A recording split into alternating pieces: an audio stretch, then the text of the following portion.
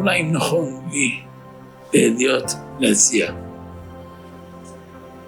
אומנם משמעות היא קשה במראה, אבל באותה מידה צריך לחשוב איך אנחנו מחבקים את הילדים העיקריים, איך שומרים על גדרי קדושה וטהרה, באחדות של עם ישראל בד בבד.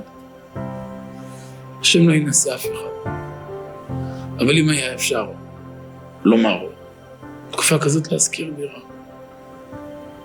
אז יש הטבה מהמדינה, כל הכבוד, לפעמים שווה להוציא כמה שקלים מהכיס, ולשמור על שפיות הדעת. גם כאן באזור ירושלים, כל אזור אחר, דירה חודש, חודשיים, 3, או כמה ששים יוצא. אבל קודם כל, לשמר את הבית. כל אחד מבין שאי אפשר לנהל משפחה בחדר, וכולי, ולא צריך לדבר הרבה.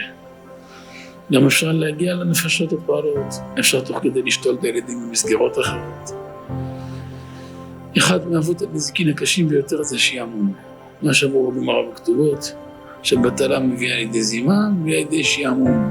רש"י אומר שיעמום שיגעון. אז אפשר יום, יומיים, 3, זה חמוד. אבל כשזה הופך להיות תקופה, זה נהיה מצב בדיוק הפוך. וכן, מה בידינו? פשוט לצאת לזכור דירה. לשמור את הקן האישי ולחזק את הלב של האישה היקרה. זו תקופה שאפשר להספיק בה, מה שלא מספיקים בהמון שנים. לצד הבלבול הדעת שיש בעם בתקופה הזאת, יש הרבה בלבול באוויר, בלבול נורא. בפרט מי שחשוף לתקשורת, ושומע כל יום נבואות שחורות, ושומע כל יום טרגדיות, ויותר קשיים ויותר בלבול הדעת. אז המוח נהיה מעורבב כמו זה בקבוק בירה. ודווקא במקום הזה, כן נכון לשכון, להזכיר דירה. אז אולי זה לא תנאים של הבית, אולי זה לא דירה מרווחת, אבל דירה עם כמה חדרים, 2-3 חדרים, אפשר להתקיים, אפשר לחיות, מקום לבנים, לבנות, לנכדים שיחיו.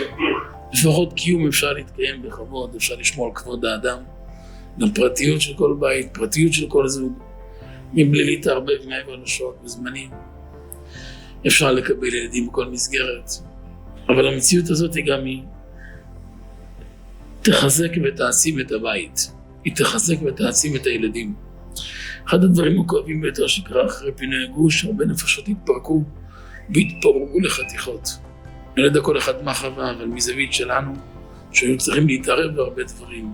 לפני זו שאבא התערב, שאני עד היום מטפל במצבים מסוימים, שתראו שזה פירות באושים של אותה תקופה, שלא יצא, צופים אותה נכון, אז גם המשבר עובר אחרת.